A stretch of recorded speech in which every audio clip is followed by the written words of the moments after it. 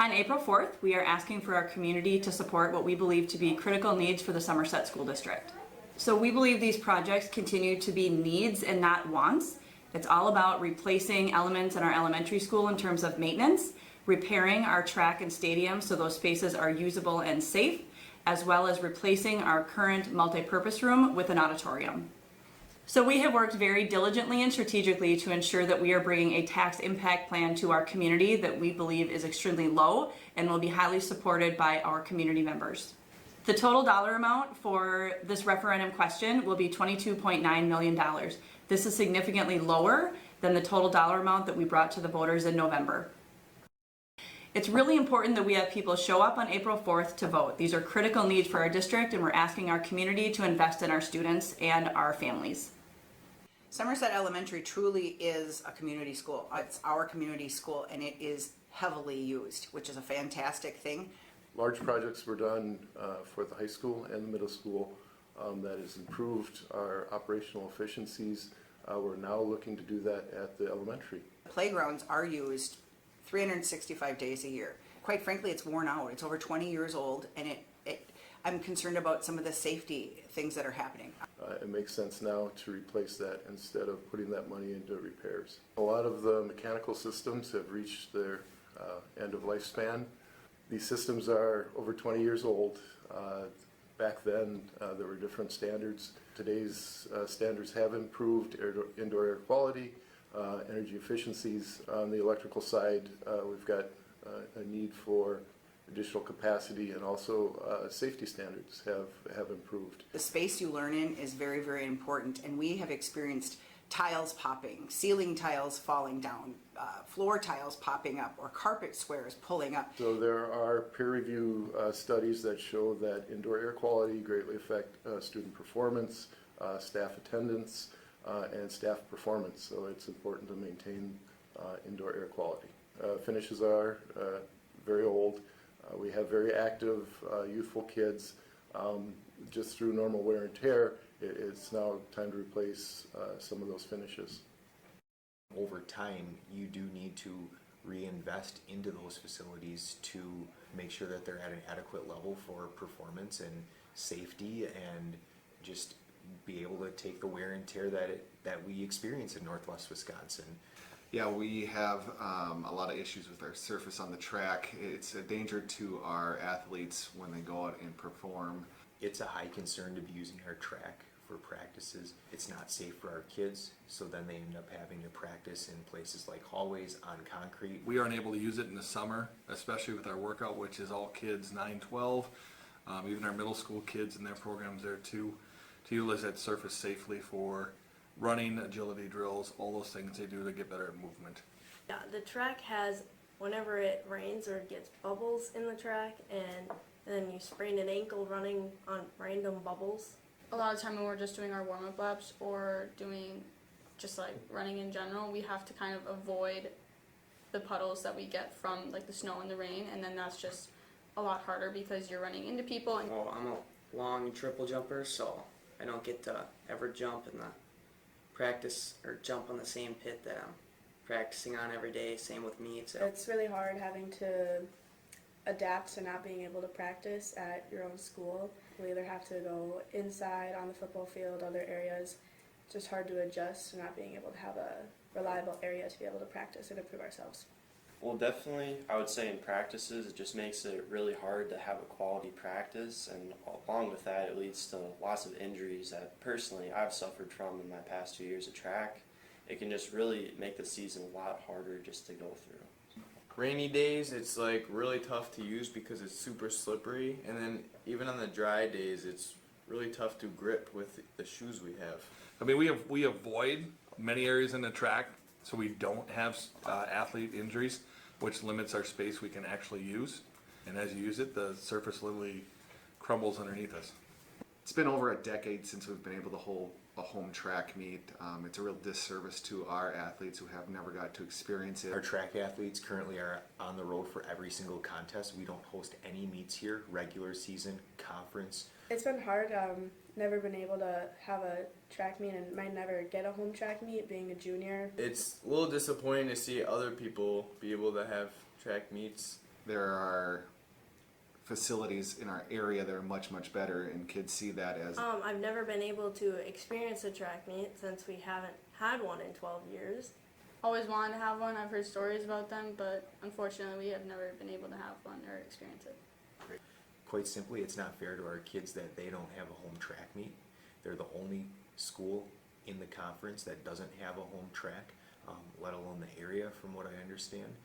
That's simply not fair to our kids. because of the condition of our track, we've had to run on the streets, run on the sidewalks, run in the halls. Those present a safety concern as well. When we run in the halls, the surface isn't great for performing, so we run into shin splints and other impact injuries to our athletes. Many injuries that could be prevented if we had a appropriate track to practice on. The field itself over the years has become worse and worse because of the drainage and because of the use on it, but it's tough for our athletes because of sprained ankles, hitting the ruts, slipping. We have some areas that hold water. We have some areas that we just need to touch up a bit and create a consistent playing surface. Over time, there's wear and tear that happens on grass fields, that there has to be things done over time to help keep them at a level that is suitable to be playing on. Well, our current sound system that exists for the purpose of the field does not work. We can't hear anything, the fans can't hear anything when we're having football games. The announcers have to rent equipment so they can be heard. And the other part of that whole game day experience is the music played beforehand, performances by dance and cheer. It's not adequate for any kids, participants to use. Well, yeah, when we perform, you can barely ever hear the music going on. It's just like the bass going in the background. There's no clear words. So then that makes it a lot harder on us because then we can't perform successfully. Mm-hmm. Right now, scoreboard itself is almost non-functional. Every time we go to turn it on, it's a guess if it's going to work. We are testing that thing after every storm that comes through to make sure that it still turns on. We're not able to get parts for certain pieces of it now. The backup is literally like 3 feet by 5 feet. We roll it out, it would sit on our track. We'd have to find some extension cords. The renovation of the track in the stadium is essential for our community and our athletes and our students because we are behind every other district in our area. It would be very helpful to get better facilities for the school, not only for one sport, but for many sports. It's not only shaping like us, but it's also shaping for like the future generations too. The repairs and the projects we have planned are all designed to give the best experience for our kids here in Somerset. We need to make these repairs so we can have appropriate outdoor events for our community and for our kids. The NPR does work, and we've put on great shows. I've been directing here for, I think this is my 20th year, but it's not without a lot of work from myself, the cast, parent volunteers, and other volunteers to make that happen. The benefits of having a performance area, the main one for a band director is acoustics. Right now it's a giant brick wall box, and there's no acoustics at all. We can only do so much with the space we have and like the technical stuff we have. It definitely limits what we can do because for musicals and things we don't have wings. We can't expand and get all the scenes where we want them. We have to use one space for many different types of scenes. The NPR is fine. I mean, it sort of gets the job done, but it definitely is not what we need to do performances at the level we want. The NPR it's fine, it's okay, we can put on shows, but it's, not the greatest space. We can't do everything that we want to do. When I'm putting on a concert where I have to stand to direct my band, I'm in the dark. There's no lighting there. We don't have a pit area, so my pit performs in the band room, and I have no communication with anybody else that's involved in the production. Not having those curtains, there's no curtain call, there's no blocking from the being seen when doing scene changes. Yeah, there's no separation between audience and performers exactly. It makes scene changes really hard, kind of takes you out of the immersion of the show. When we're on stage, we're like 10 feet from the audience, and they're like right level with us. When there are scene changes, we do a lights out and then come on and move things around in the dark and try to facilitate a scene change the best we can. We have to think about how we're going to move things without being too loud and too obnoxious to the audience, rather than just being able to close the curtain and just quickly change them. Even the audience can see what we're doing, and it kind of just has no purpose, but with the curtain, it would be more efficient with everyone and a lot smoother with less injuries. The backstage is the choir room, so all of the props get stored in there. There are no dressing rooms. Right now we're using practice rooms. We tape paper over the windows.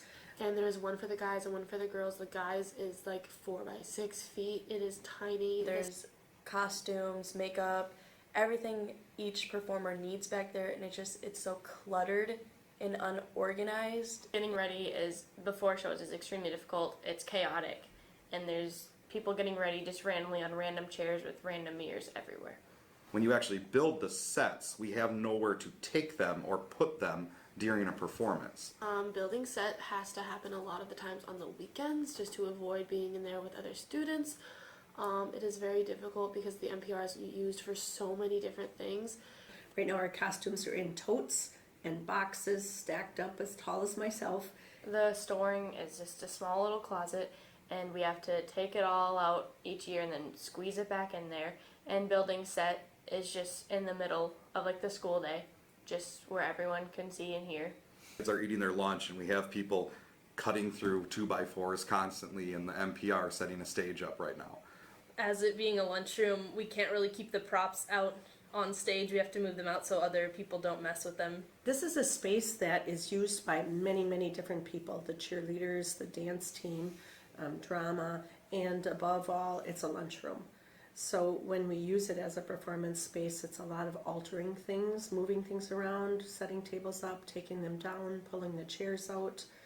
Having to move everything just so we can rehearse our show choirs, and then having to put everything back to where it is, it loses our time for practicing. So I mean, every day that's a process. You have to put away all the lunch tables, you have to clean the floors, you have to pull out the bleachers, you have to set up the chairs, you have to put up the risers. It's a lot, and then you have to tear it all down the next day because we need it for lunch in the morning. It's always an extra set of steps. It takes an extra half an hour, every night to make sure everything's put away. The seating in the NPR right now is disruptive through any performance. Even a small movement in your chair can echo throughout. We try to have the audience only move while set changes are happening, but it still is distracting. The best seating in the house is the aisle down the middle, where there are no seats. That really is acoustically the best sound in the whole house. The speakers are in front of the so-called stage right now, so all the sound is going directly down the middle of the NPR, so nothing is outside of that. Some of the seats we can't use because the tech booth blocks the view. Kids need to presently scale up the side of the bleachers to make it to the light and tech booth. We don't have the necessary tools to teach them everything they need to. It's almost impossible for me to get any experience for past high school because of the equipment that we have. Only so many mics can be on without feedback, only so many light changes can happen at once, and only so many spotlights can be on stage. Many of our lights we're not able to get bulbs for anymore. So as they start going down, we have less and less that we can use. we only have a certain number of spotlights, so we have to figure out how we're gonna set them up so that we can use those specific lights in all of the scenes. We hodgepodge it. We make it work, but it could be so much better. Around the surrounding area as well, I know in our Middle Border Conference, we're the only school without an auditorium. Not only that, but our Upper St. Croix Valley Music Association, which involves Webster, Siren, Amory, Luck, Frederick, Unity, St. Croix Falls, Osceola. We are the only school out of these small 10 schools that do not have an auditorium. I've seen musicals at other schools, and their acoustic is just way better, and their pit band is way better, and then they actually have a tech booth. Everybody in our conference actually has either an auditorium or has been building one in the last couple of years. We did a performance at another school for choir, and it was crazy seeing in their auditorium. It was the first time I've been able to sing, and you get that much acoustic stuff happening. I feel like our students deserve a space that they can perform in and show off their abilities. Yeah, we'd like to have a more professional setting for our shows. In a middle school or elementary school setting, it may make sense to have a space that can transform from a cafeteria to a performance space. It definitely doesn't really fit the level of performances that we're putting on here. We continue to encourage people to visit our Referendum 2023 website.